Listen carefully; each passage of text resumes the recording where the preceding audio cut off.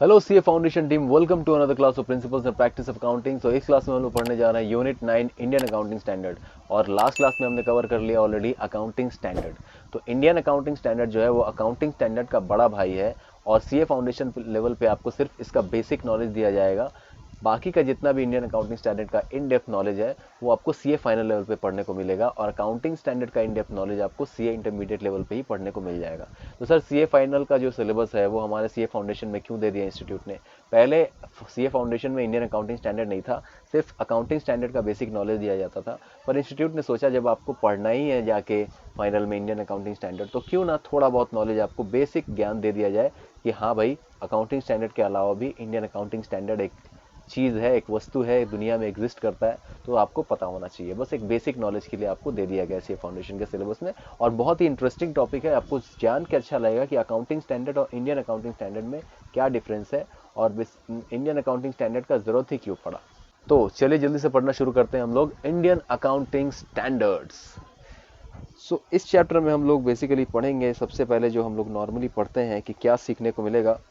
हम लोग को सीखने को मिलेगा understand the significance of issuance of Indian accounting standard. Indian accounting standard के को इशू करने का क्या सिग्निफिकेंस है वो सीखने को मिलेगा। और दूसरा है learn the need of issuance of Indian accounting standard. Indian accounting standard को इशू करने का जरूरत क्या पड़ा, ये सीखने को मिलेगा। ठीक है, तो ये दो चीज़ें सीखने को मिलेगा, ज़्यादा कुछ सीखना नहीं है, क्योंकि भाई बेसिक नॉलेज है ना, बेसिक ज्ञान चाहिए।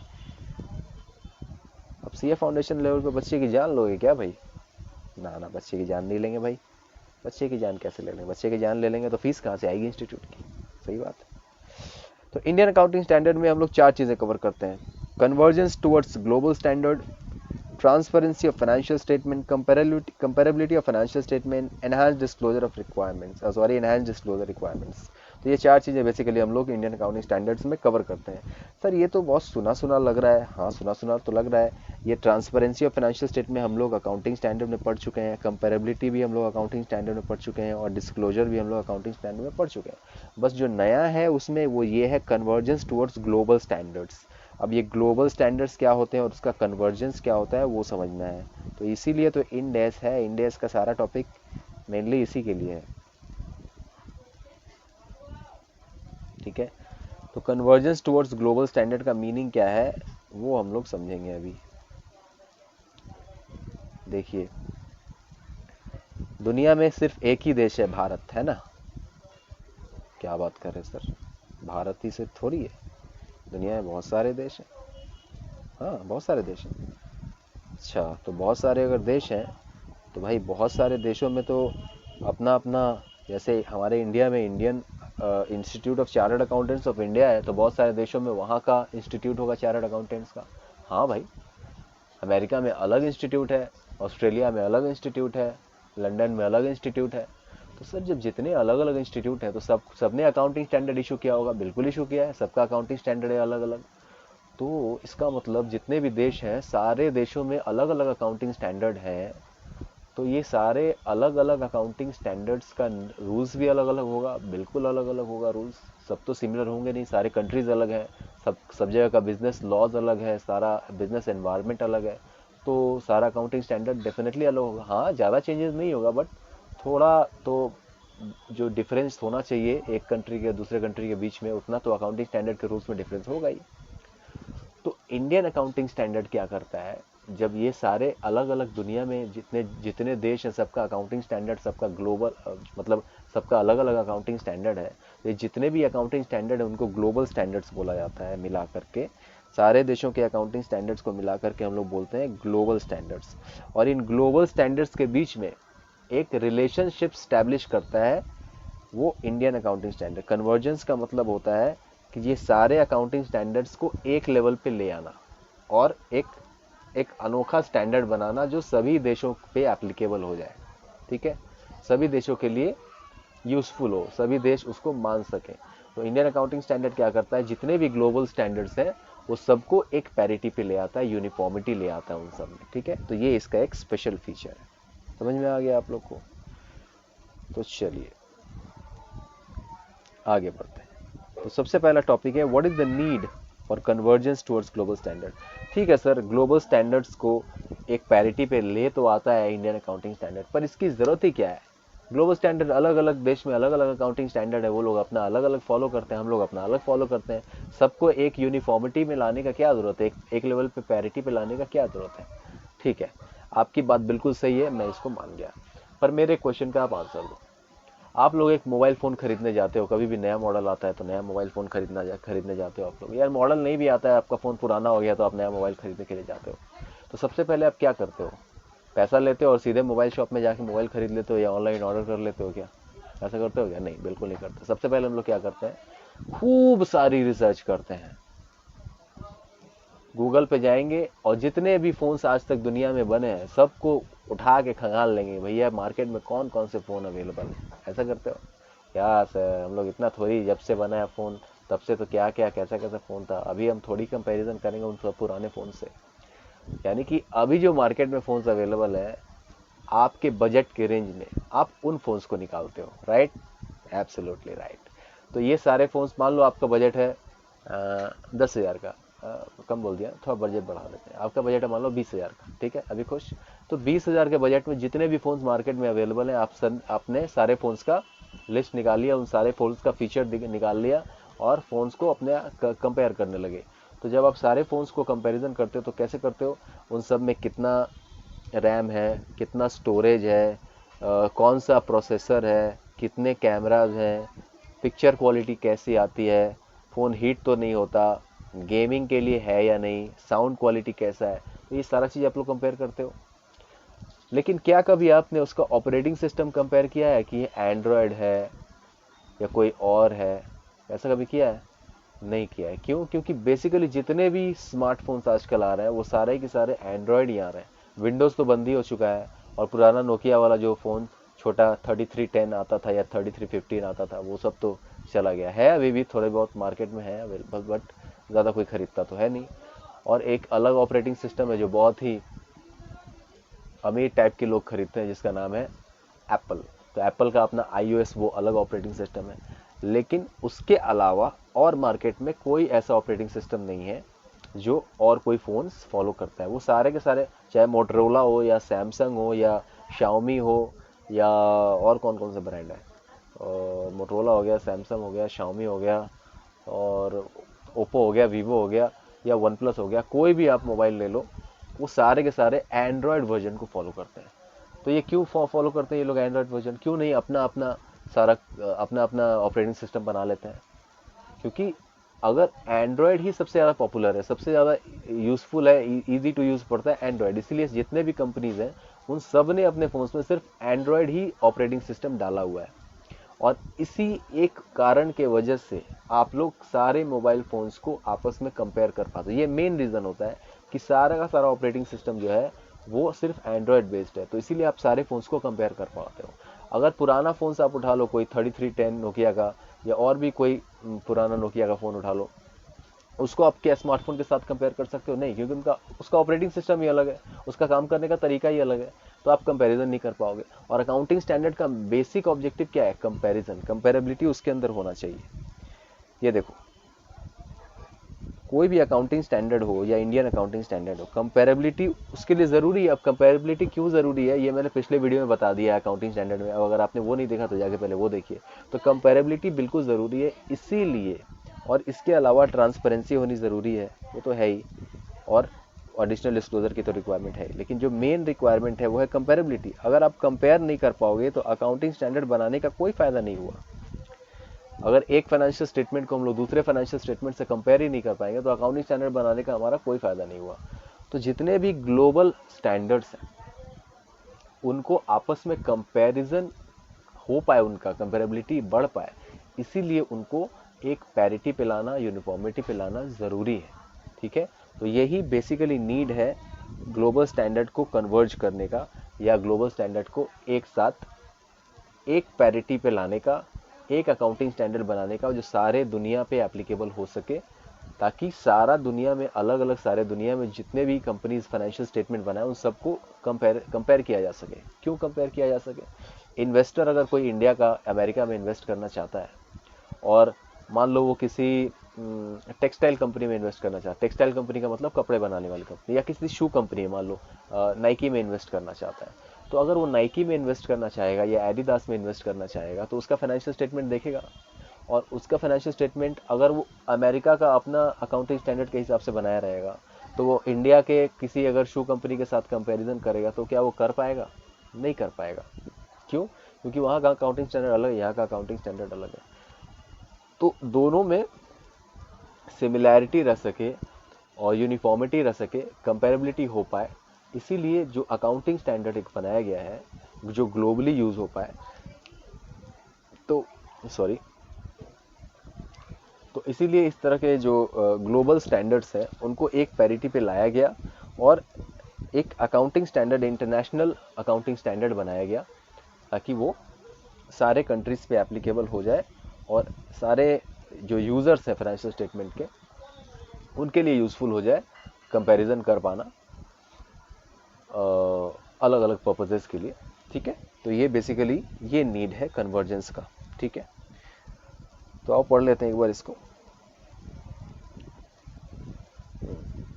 अभी आपको समझ में आ गया होगा कि क्यों ग्लोबल स्टैंडर्ड को एक पैरिटी पे लाना जरूरी है। ठीक है, the last decade has witness the sea change in the global economic scenario.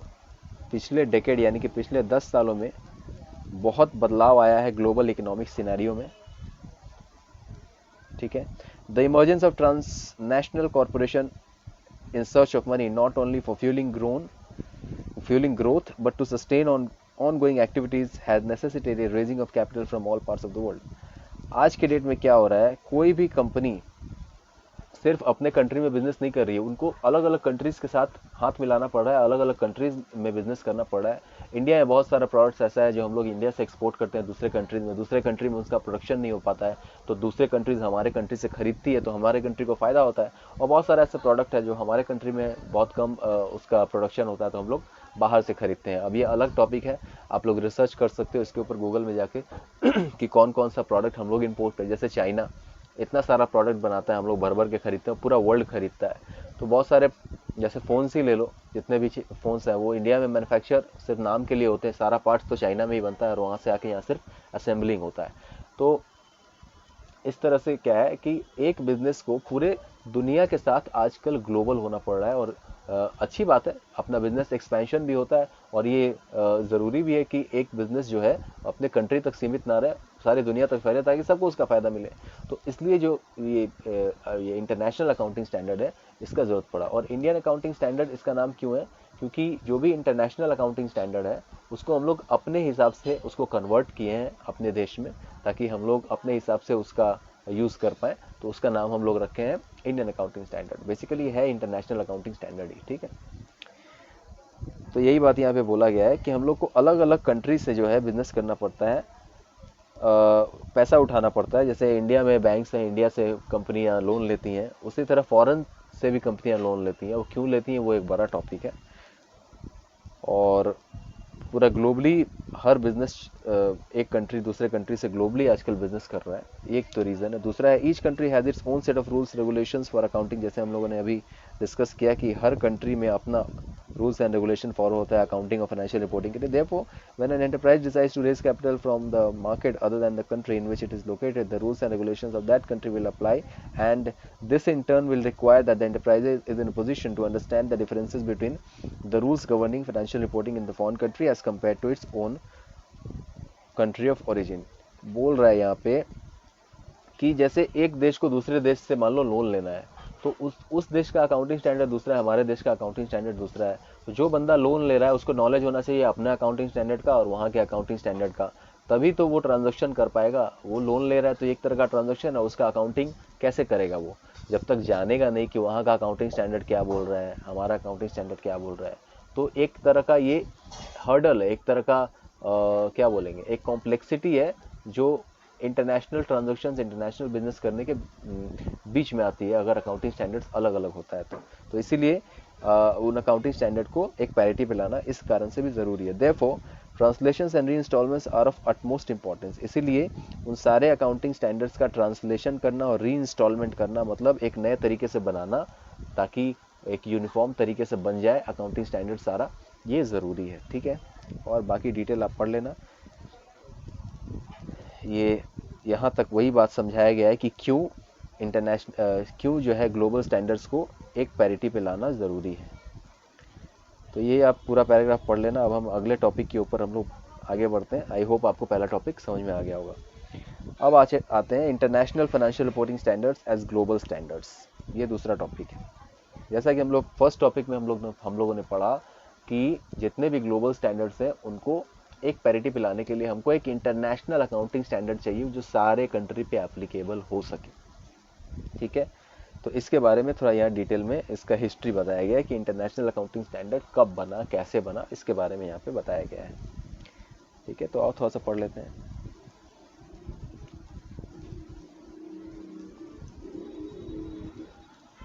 With a view to achieving convergence towards global reporting, global reporting के लिए मतलब जो फाइनेंशियल स्टेटमेंट एक कंपनी बनाएगी लंदन में या अमेरिका में, वो दुनिया भर के यूजर्स के लिए वो यूजफुल हो सके, तभी उसको बोलेंगे कि ये ग्लोबल रिपोर्टिंग है। नहीं तो अमेरिका बना तो अमेरिकन रिपोर्टिंग, ऑस्ट्रेलिया बना तो ऑस्ट्रेलियन रिपोर्टिंग है। ग्लोबल रिपोर्टिंग कब बोलेंगे? जब एक कंट्री में बना हुआ फाइनेंशियल स्टेटमेंट सारे वर्ल्ड के यूजर्स के लिए वो यूजफुल हो। तो बोल रहा है with view to achieve convergence towards global reporting, global reporting को अचीव करने के लिए इंटरनेशनल अकाउंटिंग स्टैंडर्ड बनाया गया।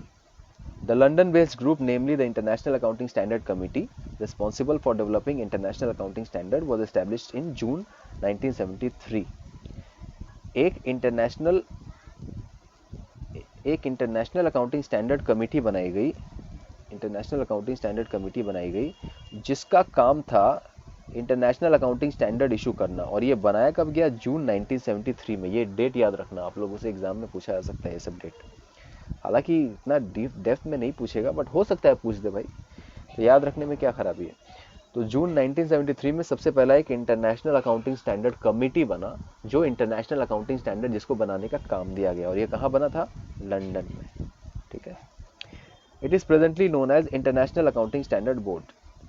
जो उसका नाम इंटरनेशनल अकाउंटिंग स्टैंडर्ड कमेटी जो था, उसको बदल करके हम लोगों ने नाम रख दिया इंटरनेशनल अकाउंटिंग स्टैंडर्ड बोर्ड।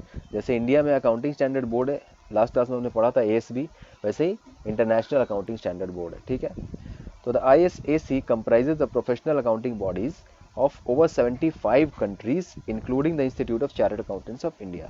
और इस इंटरनेशनल अकाउंटिंग स्टैंडर्ड कमेटी में टोटल कितने कंट्रीज हैं? टोटल 75 कंट्रीज इन्वॉल्व हैं, 75 कंट्रीज के प्रोफेशनल अकाउंटिंग बॉडीज इन्वॉल्व हैं, और 25 कंट्रीज के प्रोफेशनल अकाउंटिंग बॉडीज इन्वॉल्व हैं, जिसमें हमारा institute of chartered accountants of India भी है, जो कि इंडिया को रिप्रेजेंट करता है।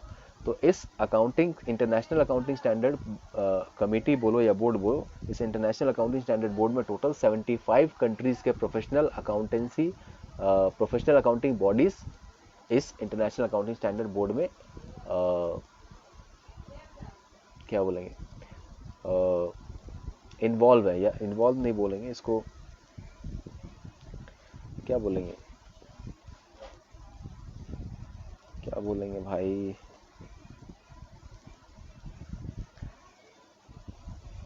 तो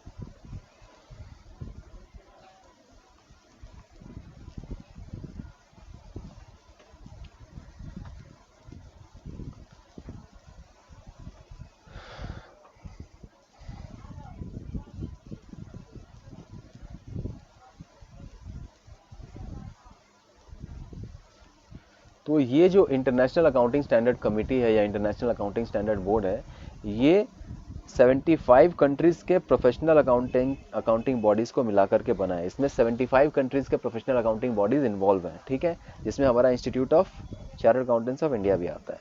जैसे पिछले अकाउंटिंग स्टैंडर्ड वाले चैप्टर में हमने पढ़ा था कि अकाउंटिंग स्टैंडर्ड बोर्ड में हमारे कौन कौन से रिप्रेजेंटेटिव्स हैं, उसी तरह से इंटरनेशनल अकाउंटिंग स्टैंडर्ड बोर्ड में भी रिप्रेजेंटेटिव्स हैं। कहाँ के?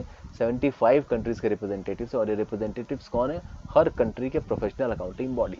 ठीक है, हमारे कंट्री का कौन है? Institute of chartered accountants of India. ठीक है,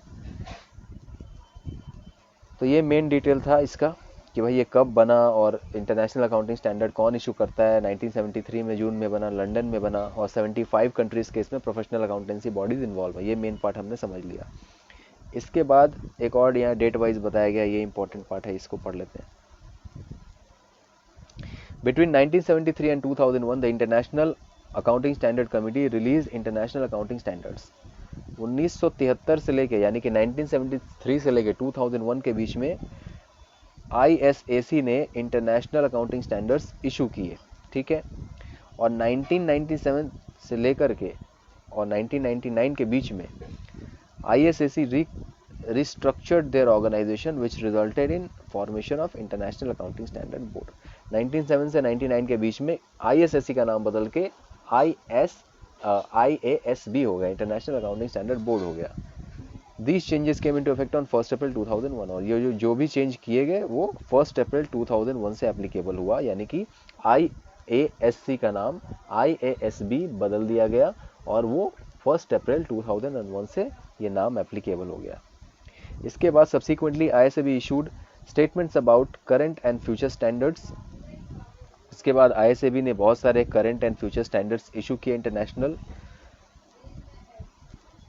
इसके बाद ये इंटरनेशनल अकाउंटिंग स्टैंडर्ड कैसे इशू होता है इसके बारे में बताया गया। International accounting standard board publishes it's standards in a series of pronouncement called international financial reporting standards.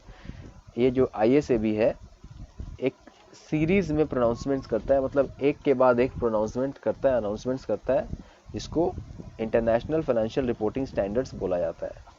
जो स्टैंडर्ड्स की अनाउंसमेंट की जाती है वो एक सीरीज में की जाती है और जिसका नाम दिया जाता है इंटरनेशनल फाइनेंशियल रिपोर्टिंग स्टैंडर्ड, ये IFRS बोला जाता है इसको। जो इंटरनेशनल अकाउंटिंग स्टैंडर्ड्स है उसका ऑफिशियल नाम है इंटरनेशनल फाइनेंशियल रिपोर्टिंग स्टैंडर्ड्स। तो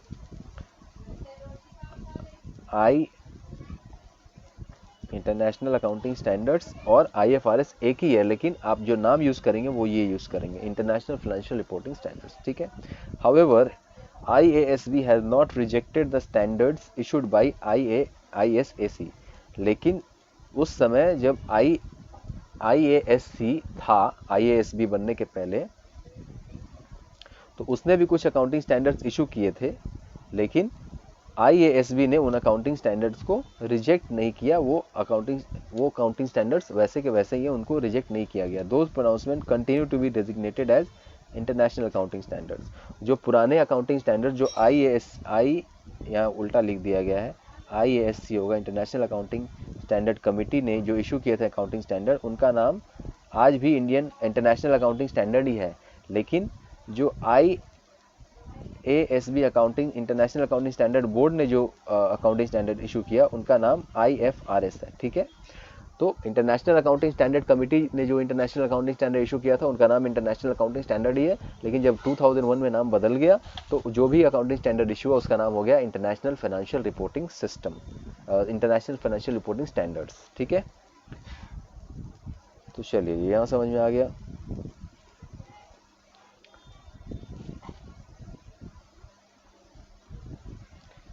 The term IFRS comprises IFRS issued by the IASB. IAS issued the International Accounting Standards Committee. Interpretations issued by the Standard Interpretations Committee and the IFRS Interpretations Committee and the IFRS Interpretations Committee of the IAS. Okay. और ये बताया गया है कि IFRS में क्या क्या include होता है, ये बताया गया। IFRS में ये सारी चीज़ें इंक्लूड होती हैं। IFRS issued by international accounting standard board, international accounting standard issued by international accounting standard committee. मतलब IFRS के अंदर क्या क्या आता है वो बताया गया है। IFRS के अंदर आता है IFRS खुद, इंटरनेशनल अकाउंटिंग स्टैंडर्ड आता है, उसके बाद इसके इंटरप्रिटेशंस आते हैं issued by standard interpretation committee. एक कमेटी है स्टैंडर्ड इंटरप्रिटेशन कमेटी, उन्होंने कुछ इंटरप्रिटेशंस इशू किए हैं, वो आते हैं। अब ये सब क्या होता है इतना डिटेल में जानने की जरूरत नहीं है, बस नाम जान लो कि हाँ इसके अंदर ये आता है। और and the IFRS interpretations committee of the IASB, जो स्टैंडर्ड इंटरप्रिटेशन कमेटी है और IFRS इंटरप्रिटेशन कमेटी है IASB, उन दोनों ने मिलकर कुछ इंटरप्रिटेशंस इशू किए हैं, वो भी IFRS के टर्म में इंक्लूड होते हैं। मैंने IFRS के टर्म में तीन चीज इंक्लूड होता है, IFRS खुद, इंटरनेशनल अकाउंटिंग स्टैंडर्ड और इंटरप्रिटेशन, ये तीन चीजें इंक्लूड होती है, ठीक है। और इसमें कुछ खास कुछ पढ़ने लायक नहीं है, ये थोड़ा सा है, पढ़ लेना आप। अगर नहीं समझ में आया तो मेरे को बोलना, मैं थोड़ा आगे बढ़ता हूँ, ठीक है। जो मेन पॉइंट था हमने कवर कर लिया और आप आई होप कि आपने सबको मार्क कर लिया, और नहीं मार्क किया तो सबको ये कर लो, आप वीडियो को पॉज करके मार्क कर लो, ठीक है। एक बार देख लेता हूँ ये इंपॉर्टेंट है क्या। Considered as principle basis of standards in ये ज्ञान दिया हुआ है। Large number of authorities require public companies to use IFRS for stock exchange listing. क्या क्या यूज होता है IFRS का वो सब बताया हुआ है। So over the next few years thousands of companies will adopt the international. भविष्यवाणी की जा रही है कि कुछ सालों में हजारों कंपनियां ये सब IFRS यूज़ करेंगे। This requirement will affect about 7,000 और 7,000 कंपनियों को ये इफेक्ट करेगा। ये सब भविष्यवाणी है, ये ठीक है, उतना पढ़ने की जरूरत नहीं है। चलो, तो ये IFRS का बेनिफिट्स क्या क्या है, जो ग्लोबल स्टैंडर्ड्स को हमने एक पैरामीटर इंटरनेशनल अकाउंटिंग स्टैंडर्ड बना दिया कन्वर्ज करके, तो उसका बेनिफिट्स क्या क्या है। पहला तो बेनिफिट पूरे इकोनॉमी को मिलेगा, हर कंट्री की इकोनॉमी को मिलेगा। एक कंट्री दूसरे कंट्री के साथ अब आसानी से बिजनेस कर पाएगी, तो उस कंट्री के इकोनॉमी को बेनिफिट मिलेगा ही, तो इसको आप पढ़ लेना, ठीक है।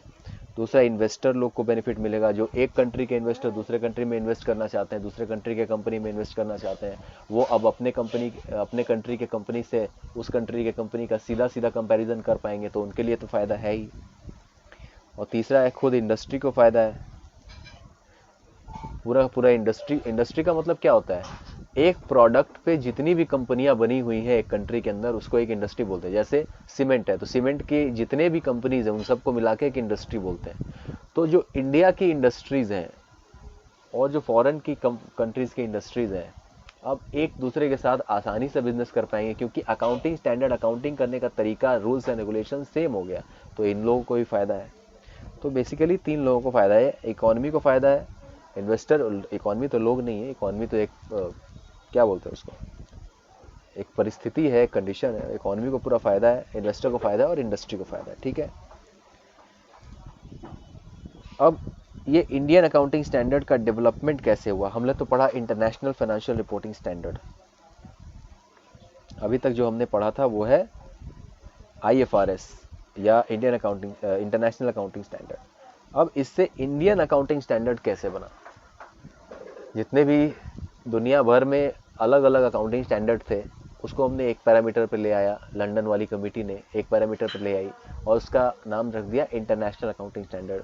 अब वो जो इंटरनेशनल अकाउंटिंग स्टैंडर्ड था, उसको हमने इंडिया में कन्वर्ट कर लिया अपने हिसाब से, तो उसका नाम हमने रख दिया इंडियन अकाउंटिंग स्टैंडर्ड। है वही IFRS ही है, इंटरनेशनल फाइनेंशियल रिपोर्टिंग स्टैंडर्ड ही है, बस हमने अपने हिसाब से कुछ कुछ रूल्स एंड रेगुलेशन थोड़े एडजस्ट कर लिए, क्योंकि हमारा कंट्री का बिजनेस एनवायरनमेंट अलग है, हमारा रूल्स लॉज एंड रेगुलेशंस अलग है, तो अपने हिसाब से हमने उसको थोड़ा सा कन्वर्ट कर लिया और कन्वर्ट करके उसका नाम रख दिया IFRS से बदल के इंडियन अकाउंटिंग स्टैंडर्ड्स। बस, इसमें और कोई बड़ा साइंस नहीं है। तो इसका भी थोड़ा सा हिस्ट्री दिया हुआ है जो पढ़ना थोड़ा ज़रूरी है, ये पढ़ लेते हैं। The institute of chartered accountants of India being the accounting standard setting body in India way back in 2006 initiated the process of moving towards the international financial reporting standards। 2006 में ही ICAI ने ये सोच लिया था कि भाई इंटरनेशनल फाइनेंशियल रिपोर्टिंग स्टैंडर्ड्स को follow करना बहुत ज़रूरी है, क्योंकि सारी दुनिया भर में अब यही फॉलो हो रहा है। तो ये बहुत पहले 2006 में ही इंस्टीट्यूट ने भांप लिया था, ठीक है। इसके बाद बोल रहे हैं, ये यहाँ तक वही बात है, ठीक है, नहीं यहाँ तक वो बात नहीं, ये एक लाइन है। The move towards IFRS was subsequently accepted by the government of India. तो ICAI ने जब ये चीज़ 2006 में गवर्नमेंट को बताई, तो गवर्नमेंट ने एक्सेप्ट कर लिया कि ठीक है भाई, IFRS सारी दुनिया में फॉलो हो रहा है, तो हम लोग भी इसी पैरामीटर पे चलेंगे, हम लोग भी अपने कंट्री में इस चीज़ को अप्लाई कर लेंगे, क्यों हम लोग पीछे रहें, ठीक है। गवर्नमेंट इस बात को मान गई इंस्टीट्यूट के। The government of India in consultation with ICAI decided to converge and not to adopt IFRS। Government of India ने क्या बोला, हम लोग ICAI के साथ कंसल्टेशन करेंगे, कंसल्ट किया ICAI के साथ, और जो IFRS था उसको अडॉप्ट नहीं किया, IFRS को अडॉप्ट नहीं किया, कन्वर्ज किया। मतलब पूरा सीधा सीधा हम लोग कॉपी नहीं करेंगे, उसको अडॉप्ट नहीं कर लेंगे जो बनाया गया है, हम लोग अपने हिसाब से उसको कन्वर्ट करें। कन्वर्ज का मतलब एक तरह से क्या बोले, कन्वर्ट ही समझ लो फिलहाल के लिए। कन्वर्ज एक्चुअली कन्वर्ट नहीं होता है, कन्वर्ज का मतलब होता है अब कुछ दो से दो या ज़्यादा चीज़ों को मिला करके एक नई चीज़ बना लेना, उसको कन्वर्जेंस बोलते हैं। तो अभी फिलहाल के लिए कन्वर्ट समझ लो, आसानी होगा समझने में। तो गवर्नमेंट ने बोला हम अपने हिसाब से कन्वर्ज करेंगे, हम अडॉप्ट तो नहीं करेंगे भैया, ठीक है। इसके बाद बोला गया the decision of convergence rather than adoption was taken after the detailed analysis of IFRS। उसके बाद IFRS को डिटेल में पढ़ा गया, IFRS requirements and extensive discussion with the various stakeholder, और इंडिया में जितने भी बिजनेस स्टेक होल्डर्स हैं उन सबके साथ डिस्कस किया गया, भैया देखिए दुनिया भर में ये फॉलो हो रहा है, हम लोग भी चाहते हैं कि अपने इंडिया में ये अप्लाई करेंगे, तो ये सब रूल्स एंड रेगुलेशन है IFRS में, आप लोग भी देखिए। Accordingly while formulating IFRS converged Indian accounting standard, फिर बाद में ये सब होते होते IFRS इंडिया में आ गया और इंडियन अकाउंटिंग स्टैंडर्ड बन गया। Efforts have been made to keep these standards as far as possible in line with the corresponding IFRS, लेकिन कोशिश ये रखी गई कि इंडियन अकाउंटिंग स्टैंडर्ड जो हम लोग फॉलो करेंगे वो अपने हिसाब से करेंगे, लेकिन वो IFRS के लाइन में चलना चाहिए, मतलब वो उससे अलग नहीं होना चाहिए। वो जिस रास्ते पे IFRS चल रहा है, जो उसके रूल्स एंड रेगुलेशंस है, हमारे भी rules and regulations more than 90% मतलब मान लो कि उसी रास्ते पे चलेंगे, ठीक है, वो उससे अलग नहीं हो, नहीं तो अलग अगर हो जाएगा तो इंटरनेशनल अकाउंटिंग स्टैंडर्ड वो कैसे हुआ, फिर तो हम लोग तो पूरा अलग छूट जाएंगे ना भैया, हमारा रूल्स एंड रेगुलेशन फिर अलग हो जाएगा, इसीलिए उसके साथ लाइन में चलना जरूरी है। And departures have been made where considered absolutely essential, वही बात बोला गया कि लाइन में चलना चाहिए, possible in line with the corresponding IFRS and departures have been made where considered absolutely essential, और जहां जरूरत पड़ी वहां से डिपार्चर हो गया, मतलब डिपार्चर मतलब जहां भी गवर्नमेंट को लगा कि हाँ हम लोग को चेंजेस करने का जरूरत है, तो वहां पर छोटे छोटे चेंजेस कर दिए गए, वहां से हम लोगों ने बैकआउट कर लिया और अपने हिसाब से रूल को लगा दिया वहां पे, ठीक है।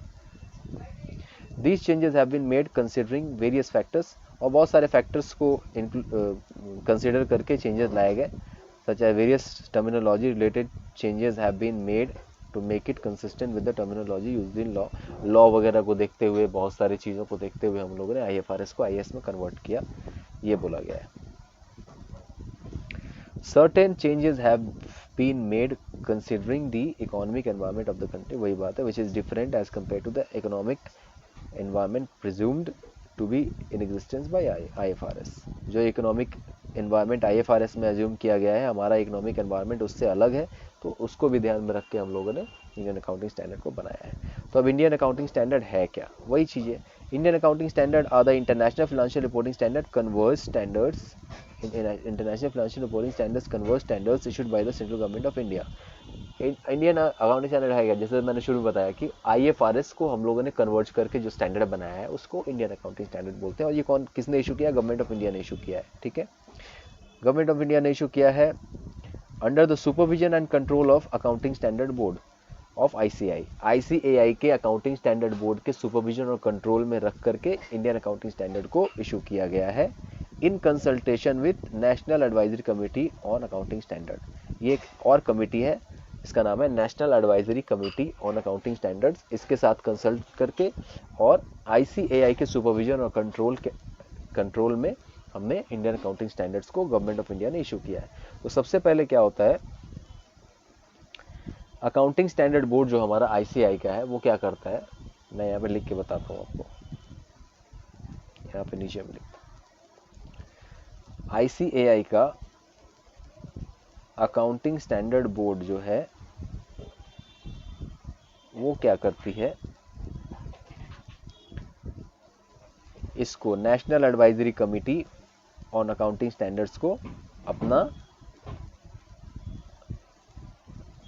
National advisory committee on accounting standards को सबसे पहले भेजती है अपनी ड्राफ्ट बना करके इंडियन अकाउंटिंग स्टैंडर्ड का, फिर ये जो भेजता है ये MCA को भेज देता है, मिनिस्ट्री ऑफ कॉर्पोरेट अफेयर्स को, और ministry of corporate affairs Ind AS को इशू कर देती है।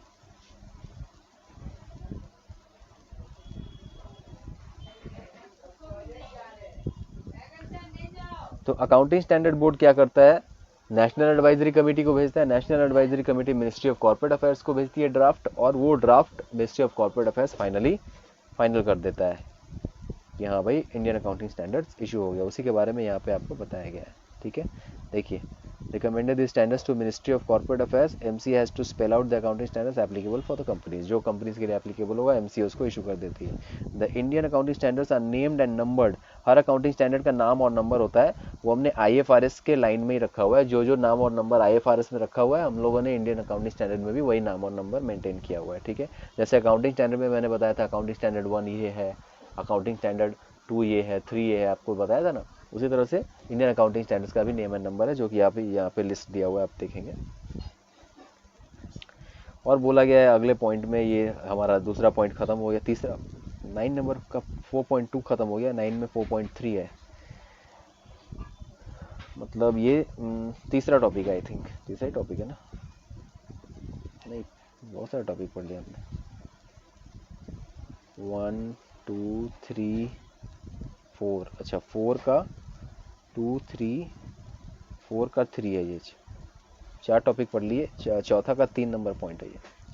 Government of India commitment to IFRS converge Ind AS, बोला initially Ind AS were expected to be implemented from year 2011, ये पॉइंट पढ़ रहे हैं हम लोग।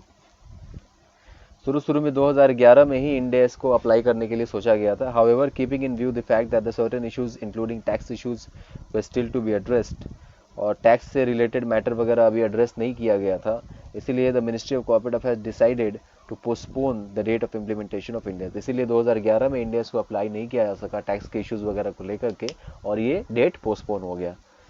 इन जुलाई 2014, जुलाई 2014, ये बहुत इंपॉर्टेंट डेट है। क्या हुआ था हमारे देश में, सेंट्रल गवर्नमेंट चेंज हो गई थी, यानी कि कांग्रेस गवर्नमेंट हट के बीजेपी गवर्नमेंट आ गई थी। तो इन जुलाई 2014 जो नए फाइनेंस मिनिस्टर बने, फाइनेंस मिनिस्टर श्री अरुण जेटली जी, जो आज हमारे बीच नहीं है, तो फाइनेंस मिनिस्टर उस समय के जो थे फॉर्मर हमारे then finance minister Shri Arun Jaitley, उन्होंने बजट स्पीच में बोला, अनाउंस किया कि हम लोग को अर्जेंसी है इंडिया एग्जिस्टिंग अकाउंटिंग स्टैंडर्ड्स को इंटरनेशनल फाइनेंशियल रिपोर्टिंग स्टैंडर्ड्स में कन्वर्ट करना बहुत ज़रूरी है हमारे लिए, और इंडियन अकाउंटिंग स्टैंडर्ड्स को इंडियन कंपनीज के लिए अडॉप्ट कर लेना चाहिए। ये उन्होंने 2014 के बजट स्पीच में बोला जुलाई में, कि भाई 2011 में आने वाला था, अब तो आ जाना चाहिए। Pursuant to the above announcement, various steps have been taken to facilitate the implementation of IFRS, और इस अनाउंसमेंट के बाद बहुत सारे स्टेप्स लिए गए IFRS यानी कि इंडियन अकाउंटिंग स्टैंडर्ड्स को इंडिया में अडॉप्ट करने के लिए। Moving in this direction, ministry of corporate affairs has issued the companies Indian accounting standard rule, और इस डायरेक्शन में बढ़ते बढ़ते MCA ने सबसे पहले क्या किया, रूल्स बनाए कुछ, जिसका नाम रखा गया companies Indian accounting standards rule 2015, और ये नोटिफिकेशन 2015 में 16 फरवरी को इशू किया गया, इंडियन अकाउंटिंग स्टैंडर्ड्स रूल 2015 का, ठीक है। और उस रूल्स में बताया गया कि भाई किस तरह से इंडियन अकाउंटिंग स्टैंडर्ड्स इशू होगा इंडिया में, उस रूल्स में ये बताया गया। तो हमारे कंट्री में जो है ये कुछ बैंकिंग कंपनीज जो है और इंश्योरेंस कंपनीज जो है, इनको अलग से ट्रीट किया जाता है, तो इनके लिए भी अलग से बताया गया कि भाई इनके लिए कैसे इम्प्लीमेंट किया जाएगा इंडियन अकाउंटिंग स्टैंडर्ड, ठीक है। Covering the revised roadmap of implementation of India's for companies other than banking and insurance companies, and NBFC, non-banking financial companies, insurance company, banking company और NBFC, इन तीनों को छोड़ के बाकी कंपनीज के लिए कैसे अप्लाई होगा इंडेस, वो इस नोटिफिकेशन में बताया गया।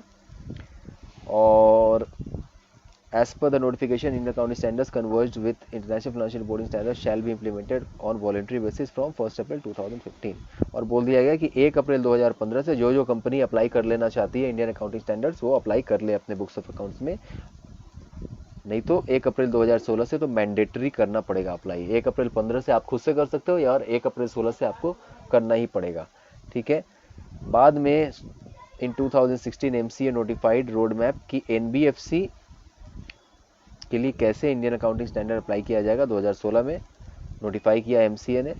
और उसी तरह से बैंकिंग और इंश्योरेंस कंपनी के लिए भी MCA ने नोटिफाई किया कि भाई इनके लिए कैसे इंडियन अकाउंटिंग स्टैंडर्ड अप्लाई होगा। शुरू में जो नोटिफिकेशन 16 फरवरी 2015 को इशू हुआ था, उसमें गवर्नमेंट ने नोटिफाई किया था कि बैंकिंग, इंश्योरेंस और NBFC को छोड़ के बाकी कंपनियां कैसे अप्लाई करेंगे इंडेस, और बाद में 2016 में MCA ने NBFC, बैंकिंग और इंश्योरेंस कंपनी के लिए अलग से एक नोटिफिकेशन जारी किया कि ये कंपनियां किस तरीके से अपने बुक्स ऑफ अकाउंट्स में इंडेस को अप्लाई करेंगी।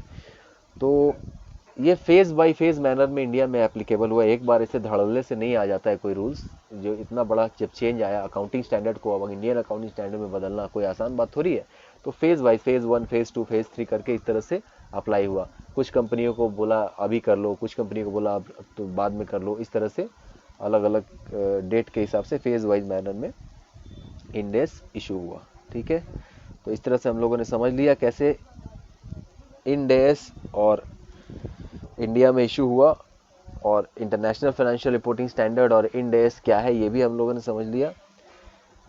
अब यहाँ पे कुछ लिस्ट दिए गए हैं इंड एस के, ये लिस्ट आप देख लेना, जो भी नाम आपको पसंद है और जो भी नंबर पसंद है उस हिसाब से आप याद कर लेना 2-4 नाम नंबर, ताकि अगर एग्ज़ाम में आप लिख दो एक आध नाम तो एग्जामिनर को थोड़ा सा आपका इंप्रेशन अच्छा पड़े, 1-2 नंबर ज़्यादा हो सकता है मिल जाए, ठीक है। तो उस लिहाज से आप 1-2 नाम याद, 2-3 नाम याद कर सकते हो, ऐसे कोई ज़रूरी नहीं है लिस्ट नाम याद करना, बट ये आपके ऊपर है आप कितना चाहते हो मेहनत करना, ठीक है। तो अब जो एक मेन क्वेश्चन जो यहाँ डिस्कस नहीं हुआ वो ये, थोड़ा टाइम भी ज़्यादा लग गया है, लेकिन इस चैप्टर को कंप्लीट करने से पहले मैं चाहता हूँ कि वो पॉइंट मैं डिस्कस करूँ कि भाई जब अकाउंटिंग स्टैंडर्ड था, इंडियन अकाउंटिंग स्टैंडर्ड क्यों आया, इंटरनेशनल अकाउंटिंग स्टैंडर्ड क्यों आया, तो इसका तो रीज़न पता चल गया, और इंटरनेशनल अकाउंटिंग स्टैंडर्ड से इंडियन अकाउंटिंग स्टैंडर्ड क्यों बना उसका भी रीज़न पता चल गया। लेकिन सबसे बड़ा कन्फ्यूज़न ये है कि अकाउंटिंग स्टैंडर्ड क्या अब ख़त्म हो गया है? Answer is no, accounting standard है। तो इंडियन अकाउंटिंग स्टैंडर्ड क्या कैसे एप्लीकेबल है, मतलब अकाउंटिंग स्टैंडर्ड भी है और इंडियन अकाउंटिंग स्टैंडर्ड भी है? हाँ, दोनों है, अकाउंटिंग स्टैंडर्ड भी है इंडिया में और इंडियन अकाउंटिंग स्टैंडर्ड भी है। तो ये दोनों कैसे एप्लीकेबल होता है और किन किन कंपनीज में एप्लीकेबल होता है, ये आपके सिलेबस में नहीं है, बट आपके नॉलेज के लिए मैं आपको बता देता हूँ।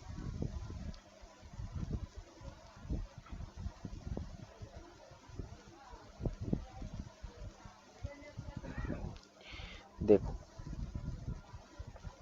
सबसे पहले मैंने लास्ट क्लास में बता दिया था आपको कि अकाउंटिंग स्टैंडर्ड 2 तरह का होता है, एक नॉन कॉर्पोरेट एंटिटी पे एप्लीकेबल होता है और एक कंपनीज पे यानी कि कॉर्पोरेट एंटिटी पे एप्लीकेबल होता है। तो जो कंपनीज पे अकाउंटिंग स्टैंडर्ड एप्लीकेबल होता है वो कंपनीज को भी 2 भाग में बांटा गया है।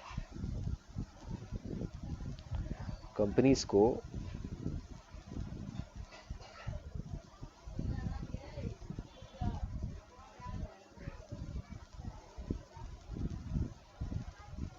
थोड़ा सा हैंड राइटिंग इशू हो रहा है भाई, 1 मिनट रुक जाओ।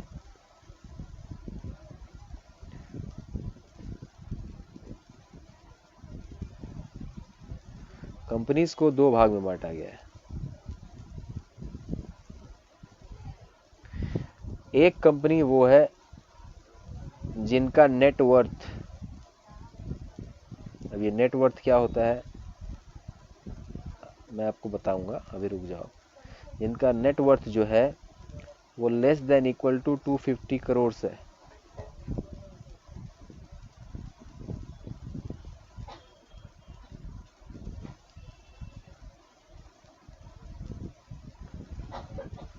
और एक कंपनीज वो है जिनका नेटवर्थ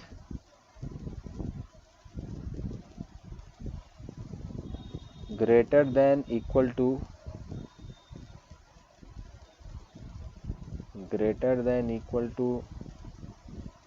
250, आप लोग एरो का साइन समझ लोगे इसको, ऐसे लिखो, इसको ऐसे लिखते हैं, greater than equal to 250 crore है। मतलब एक कंपनियां वो हैं जिनका नेटवर्थ 250 करोड़ या उससे कम है, और एक कंपनियां वो हैं जिनका नेटवर्थ 250 करोड़ या उससे ज़्यादा है, ठीक है। तो यहाँ पे लेस देन ये जो है इसको लेस देन रखते हैं, इक्वल टू मत रखो यहाँ पे।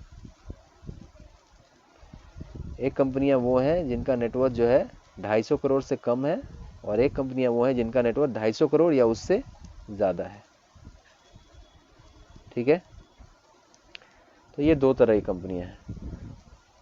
तो जो नेटवर्थ होता है इसका मतलब होता है कि कंपनी का कैपिटल, कंपनी में जो पूंजी लगा हुआ है, पैसा लगा हुआ है, वो आप समझ लो कि नेटवर्थ है, ठीक है।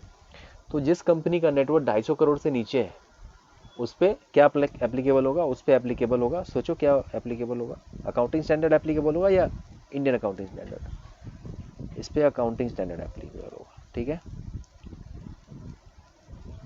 पूरा लिख दो क्या, मैं शॉर्ट में लिखता हूँ, इन पे एप्लीकेबल होगा अकाउंटिंग स्टैंडर्ड, और जिनका नेटवर्थ जो है वो 250 करोड़ या उससे ज़्यादा है उन पे एप्लीकेबल होगा इंडियन अकाउंटिंग स्टैंडर्ड, ठीक है। तो ये एक बात मेरे को आपको बतानी थी, ताकि आपको कंफ्यूजन ना रहे कि भाई ये अकाउंटिंग स्टैंडर्ड और इंडियन अकाउंटिंग स्टैंडर्ड किस पे एप्लीकेबल होता है। अकाउंटिंग स्टैंडर्ड भी है इंडिया में और इंडियन अकाउंटिंग स्टैंडर्ड भी है, लेकिन जो अकाउंटिंग स्टैंडर्ड है वो उन कंपनियों पे एप्लीकेबल होता है। ध्यान रखो, कंपनियों पे, कॉरपोरेट्स पे एप्लीकेबल होता है, नॉन कॉरपोरेट पे नहीं। उन कंपनियों पे एप्लीकेबल होता है अकाउंटिंग स्टैंडर्ड जिनका नेटवर्थ 250 करोड़ से कम है, और जिनका 250 करोड़ या उससे ज़्यादा है उस पर इंडियन अकाउंटिंग स्टैंडर्ड अप्लाई हो जाता है। ठीक है, तो ये हमारा ये चैप्टर ये टॉपिक के साथ कंप्लीट हो गया। अब बाकी का जो MCQ वगैरह है, यहाँ पे ट्रू फॉल्स, MCQ, ये सब का आंसर दिया हुआ है, और थोड़ा थ्योरेटिकल क्वेश्चन आप ढूंढिए खुद से, ये आपको खुद से ही करना रहता है। अब मैंने करवाना छोड़ दिया है, क्योंकि आप थोड़ा मेहनत नहीं करेंगे तो मेरे को भी अच्छा नहीं लगेगा, और आप एग्जाम में कैसे पास होंगे अगर मेहनत नहीं करेंगे तो। ठीक है, तो इस क्लास के लिए इतना ही। इसी के साथ हमारा पूरा का पूरा फर्स्ट चैप्टर थ्योरेटिकल फ्रेमवर्क खत्म हो गया। अगले क्लास में अब प्रैक्टिकल हम लोग शुरू करेंगे अकाउंटिंग का, कि किस तरह से अकाउंटिंग किया जाता है। I am very excited for that, and I hope कि आप लोग भी एक्साइटेड हो गए। तो चलिए मिलते हैं अगले क्लास में। इस क्लास के लिए इतना ही। Abhishek Kumar Mishra signing off.